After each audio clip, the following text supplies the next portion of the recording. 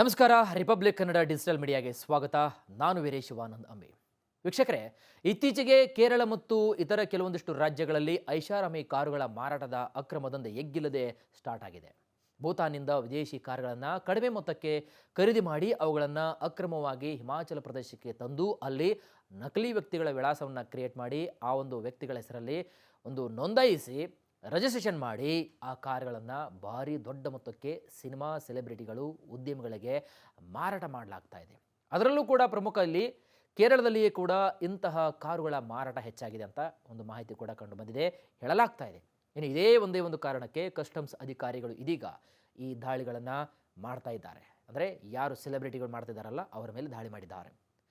PAN India star ನಟ ಇದೀಗ ಈ ಒಂದು ಸುಳಿಗೆ ಸಿಲುಕಿಕೊಂಡಿದ್ದಾರೆ.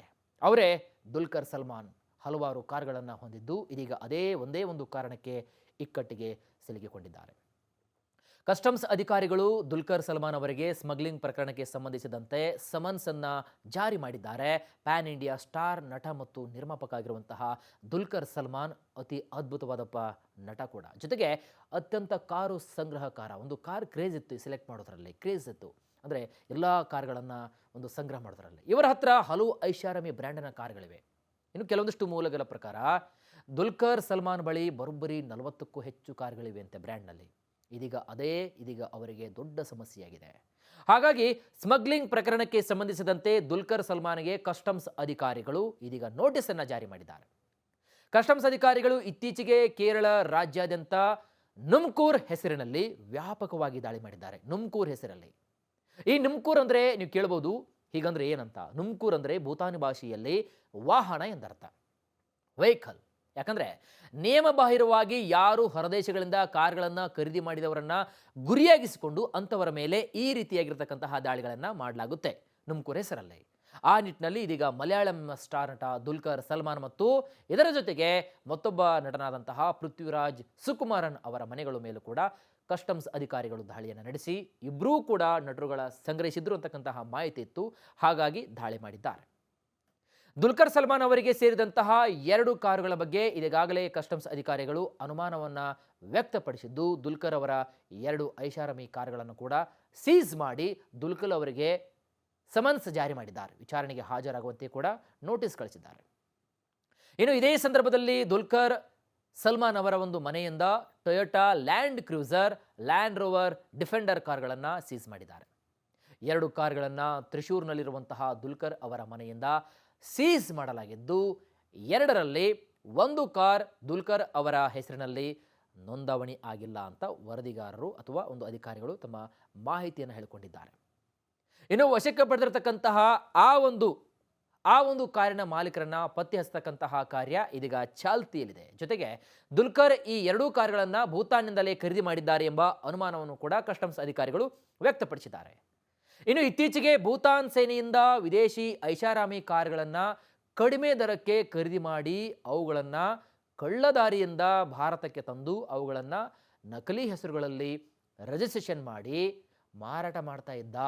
ಇಂತಹ ನಕಲಿ ದಾಖಲೆಯ ತೆರಿಗೆಯನ್ನು ವಂಚಿಸಿ ತಂದಿರತಕ್ಕಂತಹ ಕಾರುಗಳು ಅದರಲ್ಲೂ ಪ್ರಮುಖವಾಗಿ ಕೇರಳದಲ್ಲಿ ಹೆಚ್ಚಾಗಿ ಕಂಡು ಬಂದಿರೋದ್ರಿಂದ ಕಸ್ಟಮ್ಸ್ ಅಧಿಕಾರಿಗಳು ರಾಜ್ಯಾದ್ಯಂತ ಹಲವಾರು ಉದ್ಯಮಿಗಳು ಹಾಗೂ ಸಿನಿಮಾ ಸೆಲೆಬ್ರಿಟಿಗಳ ಮನೆಗಳ ಮೇಲೆ ದಾಳಿಯನ್ನು ಮಾಡಿ ಹಲವಾರು ಕಾರುಗಳನ್ನು ವಶಕ್ಕೆ ಪಡೆದುಕೊಂಡಿದ್ದಾರೆ. ಅದರಲ್ಲೂ ಪ್ರಮುಖವಾಗಿ ಇನ್ನು ದುಲ್ಕರ್ ಸಲ್ಮಾನ್ ಇದಾನಲ್ಲ, ಇದರ ಜೊತೆಗೆ ಪೃಥ್ವಿರಾಜ್ ಸುಕುಮಾರನ್ ಇಬ್ಬರೂ ಕೂಡ ಈ ಒಂದು ಕಾರುಗಳ ಬಗ್ಗೆ ಸಾಕಷ್ಟು ವ್ಯಾಪಕವಾಗಿ ಕ್ರೇಜನ್ನು ಹೊಂದಿರತಕ್ಕಂತಹ ನಟರಿವರು. ಕಾರ್ ಅಂದರೆ ಅಷ್ಟೊಂದು ಕ್ರೇಜ್ ಇವರಿಗೆ. ತಮ್ಮ ಸಂಗ್ರಹದಲ್ಲಿ ಹಲವಾರು ಐಷಾರಾಮಿ ವಿದೇಶಿ ಬ್ರ್ಯಾಂಡ್ನ ಕಾರುಗಳನ್ನು ಹೊಂದಿದ್ದು, ಕೆಲ ಲಿಮಿಟೆಡ್ ಎಡಿಷನ್ ಕಾರುಗಳನ್ನು ಈ ನಟರುಗಳು ವಿದೇಶಗಳಿಂದಲೂ ಕೂಡ ತರಿಸಿಕೊಂಡಿದ್ದಾರೆ ಎಂಬ ಒಂದು ಪಕ್ಕಾ ಮಾಹಿತಿ ಇದೆ.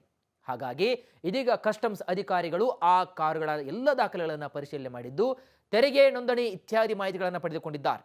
ಜೊತೆಗೆ ಕೇರಳದ ಕೊಚ್ಚಿಯ ತೇವರದಲ್ಲಿರುವಂತಹ ಪೃಥ್ವಿರಾಜ್ ಸುಕುಮಾರನ್ ಮನೆ ಹಾಗೂ ಕೊಚ್ಚಿಯ ಪನ್ನಂಪಿನ್ನಿ ಈ ನಗರದಲ್ಲಿರತಕ್ಕಂತಹ ದುಲ್ಕರ್ ಸಲ್ಮಾನ್ ಮನೆ ಮೇಲೂ ಕೂಡ ಅಧಿಕಾರಿಗಳು ದಾಳಿಯನ್ನು ನಡೆಸಿದ್ದಾರೆ.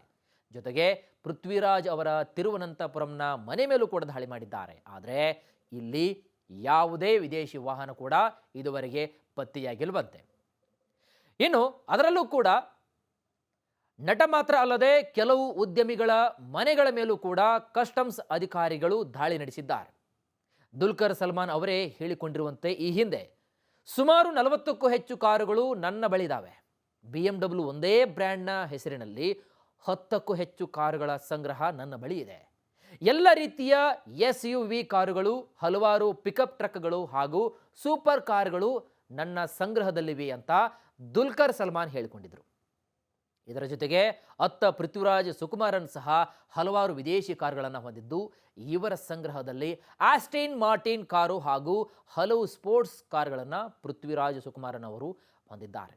ಹಾಗಾಗಿ ದೇಶದಲ್ಲಿ ಎಲ್ಲ ರಾಜ್ಯಗಳಲ್ಲಿರುವಂತಹ ಕೆಲವೊಂದಿಷ್ಟು ಶ್ರೀಮಂತರು ತಾವು ವಿದೇಶಗಳಿಂದ ಖರೀದಿ ಮಾಡುವಂತಹ ಕಾರುಗಳನ್ನು ಭೂತಾನ್ ಮೂಲಕ ಭಾರತಕ್ಕೆ ತರುತ್ತಿದ್ದಾರೆ ಹಾಗೂ ಯಾವ ರಾಜ್ಯದಲ್ಲಿ ಕಡಿಮೆ ರೋಡ್ ಟ್ಯಾಕ್ಸ್ ಇರುತ್ತೋ ಅಲ್ಲಿಯೇ ತಮ್ಮ ಕಾರುಗಳನ್ನು ನೋಂದಣಿ ಮಾಡಿ ಆ ಮುಖಾಂತರ ಅದನ್ನು ಡೆಲಿವರಿ ಮಾಡ್ಕೋತಿದ್ದಾರೆ. ಅನಂತರ ಆ ಕಾರುಗಳನ್ನು ತಾವು ಇರುವ ಕಡೆಗೆ ತರಿಸಿಕೊಂಡು ಅಲ್ಲಿ ಅವರು ಬಳಸ್ತಾ ಇದ್ದಾರೆ. ಹಾಗಾಗಿ ಆ ಮೂಲಕ ತಾವು ವಾಸ ಮಾಡ್ತಾ ಇರ್ತಕ್ಕಂಥ ರಾಜ್ಯಕ್ಕೆ ಸಲ್ಲಿಸಬೇಕಾದಂತಹ ಅಪಾರ ಪ್ರಮಾಣದ ತೆರಿಗೆಯನ್ನು ಈ ಮೂಲಕ ವಂಚನೆ ಮಾಡ್ತಿದ್ದಾರೆ ಎಂಬ ಆರೋಪಗಳು ಕೂಡ ಕೇಳಿಬಂದಿದೆ. ಇನ್ನು ದೇಶಾದ್ಯಂತ ನಮ್ಕೂರ್ ಕಾರ್ಯಾಚರಣೆ ಯಾವ ರೀತಿಯಾಗಿ ಒಂದು ಕಾರ್ಯಾಚರಣೆ ಮಾಡಲಾಗ್ತಾ ಇದೆ ಅಂತಂದರೆ, ಇದು ದೇಶಾದ್ಯಂತ ಇರುವಂತಹ ಇಂತಹ ಪ್ರಕರಣಗಳನ್ನು ಪತ್ತೆ ಮಾಡಿ ಅವುಗಳ ಮೂಲಕ ಜಾಲಾಡಲು, ಅವುಗಳ ಮೂಲವನ್ನು ಜಾಲಾಡಲು ಕೇಂದ್ರ ತೆರಿಗೆ ಇಲಾಖೆ ಇದೀಗ ನಿರ್ಧರಿಸಿದೆ. ಬಹಳ ಕಠೋರವಾದಂತಹ ನಿರ್ಣಯವನ್ನು ತೆಗೆದುಕೊಂಡಿದೆ. ಆ ಹಿನ್ನೆಲೆಯಲ್ಲಿ ನಮ್ಕೂರ್ ಎಂಬ ಕಾರ್ಯಾಚರಣೆಯನ್ನು ಆರಂಭಿಸಲಾಗಿದೆ. ಇದು ಕೇವಲ ವಾಹನಗಳ ಖರೀದಿಯಲ್ಲಿ ತೆರಿಗೆ ಅಷ್ಟೇ ಅಲ್ಲ, ತೆರಿಗೆಯನ್ನು ತಪ್ಪಿಸಿ ನೋಂದಣಿಯಾಗಿರ್ತಕ್ಕಂಥ ವಾಹನಗಳನ್ನು ಸೀಸ್ ಮಾಡತಕ್ಕಂತಹ ಪ್ರಕ್ರಿಯೆಯಾಗಿದೆ. ಹಾಗಾಗಿ ವಂಚನೆ ಮಾಡುವ ವ್ಯಕ್ತಿಗಳ ವಿರುದ್ಧದ ಕಾರ್ಯಾಚರಣೆಯಾಗಿದ್ದು, ಅದನ್ನು ಬಹುಮುಖ್ಯವಾಗಿ ಕೇರಳದಲ್ಲಿರುವಂತಹ ಶ್ರೀಮಂತರ ಮೇಲೆ ಇದನ್ನು ಹೆಚ್ಚಾಗಿ ಪ್ರಯೋಗಿಸಲಾಗ್ತಾ ಇದೆ.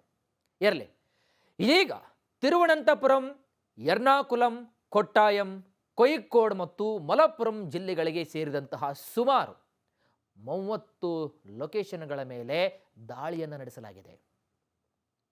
ಅಧಿಕಾರಿಗಳು, ಗಣ್ಯರು ವಾಹನಗಳ ಎಲ್ಲ ರಿಜಿಸ್ಟ್ರೇಷನ್ ಹಾಗೂ ಇನ್ನಿತರ ದಾಖಲೆಗಳನ್ನು ಪರಿಶೀಲನೆ ಮಾಡ್ತಿದ್ದಾರೆ. ಆದರೆ ಮಾಧ್ಯಮಗಳೇ ಇದುವರೆಗೂ ಯಾವುದೇ ರೀತಿಯಾದಂಥ ಹೇಳಿಕೆಯನ್ನು ಮಾತ್ರ ಕೊಡ್ತಾ ಇಲ್ಲ. ಇದೊಂದು ದೇಶಾದ್ಯಂತ ಕೈಗೊಳ್ಳಲಾಗಿರತಕ್ಕಂತಹ ಪ್ರಮುಖ ಕಾರ್ಯಾಚರಣೆಯಾಗಿದ್ದು, ಕೇಂದ್ರಕ್ಕೆ ಹಾಗೂ ರಾಜ್ಯಗಳಿಗೆ ವಾಹನಗಳ ಖರೀದಿಯ ಮೂಲಕ ಬರಬೇಕಾಗಿರತಕ್ಕಂತಹ ಆದಾಯ, ಇನ್ಕಮ್, ಆ ಆದಾಯವನ್ನು ತಪ್ಪಿ ಹೋಗಿಸಿದ್ದು, ಅದನ್ನು ಪತ್ತೆ ಹಚ್ಚುವಂತಹ ಒಂದು ಕೆಲಸವನ್ನು ಸಲುವಾಗಿಯೇ ಕೈಗೊಳ್ಳಲಾಗಿರತಕ್ಕಂತಹ ಪ್ರಮುಖ ಕಾರ್ಯಾಚರಣೆ ಅಂತ ಇಲ್ಲಿ ಕಸ್ಟಮ್ಸ್ ಅಧಿಕಾರಿಗಳು ತಿಳಿಸಿದ್ದಾರೆ. ಹಾಗಾದರೆ ವೀಕ್ಷಕರೇ, ಮುಂದಿನ ಕ್ರಮ ಏನು ಅಂತ ನಾವು ನೋಡಿದಾಗ, ನಟರಲ್ಲಿ ಒಂದಾಗಿರ್ತಕ್ಕಂತಹ ದುಲ್ಕರ್ ಹಾಗೂ ಪೃಥ್ವಿರಾಜ್ ಇವರ ಗಣ್ಯರು, ಜೊತೆಗೆ ಸೆಲೆಬ್ರಿಟಿಗಳು. ಹಾಗಾಗಿ ಇಲ್ಲಿ ಕಸ್ಟಮ್ಸ್ ಅಧಿಕಾರಿಗಳು ಏನು ಹೇಳ್ತಿದ್ದಾರೆ ಅಂತಂದರೆ, ಈ ಒಂದು ಪ್ರಕರಣದಲ್ಲಿ ಸಿಲುಕಿಕೊಂಡಿರತಕ್ಕಂತಹ ಸದ್ಯಕ್ಕೆ ದುಲ್ಕರ್ ಆಗಿರಬಹುದು, ಪೃಥ್ವಿರಾಜ್ ಅವರು ಆಗಿರಬಹುದು ಹಾಗೂ ಇತರ ಗಣ್ಯರಿಗೆ ಸೇರಿದಂತಹ ಒಟ್ಟು 8 ಕಾರುಗಳನ್ನು ಇದೀಗ ಭೂತಾನ್ ಮೂಲಕ ಭಾರತಕ್ಕೆ ಸಾಗಿಸಿರುವುದು ಪತ್ತೆಯಾಗಿದೆ. ಬಲವಾದ ಮೂಲಗಳು ಕೂಡ ಹೇಳ್ತಾ ಇದ್ದಾವೆ. ಇನ್ನು ಬೇರೆ ರಾಜ್ಯಗಳಲ್ಲಿ ವಾಹನ ನೋಂದಾವಣಿ ಮಾಡಿಸಿಕೊಳ್ಳುವಂತಹ ಮೂಲಕ ತೆರಿಗೆ ವಂಚನೆ ಮಾಡಿರುವುದು ಕಂಡು ಬಂದರೆ ಅಂಥವರ ವಾಹನಗಳನ್ನು ಜಪ್ತಿ ಮಾಡಲಾಗುತ್ತೆ.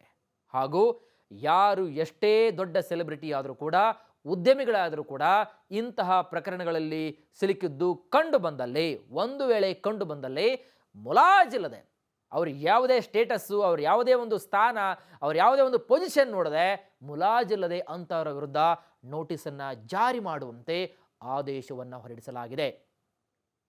ಹಾಗಾಗಿ ನಟರಾದ ದುಲ್ಕರ್ ಸಲ್ಮಾನ್ ಹಾಗೂ ಪೃಥ್ವಿರಾಜ್ ಸುಕುಮಾರನ್ ಅವರು ಮುಂದಿನ ವಿಚಾರಣೆಯನ್ನು ಎದುರಿಸಬೇಕಾಗುತ್ತೆ.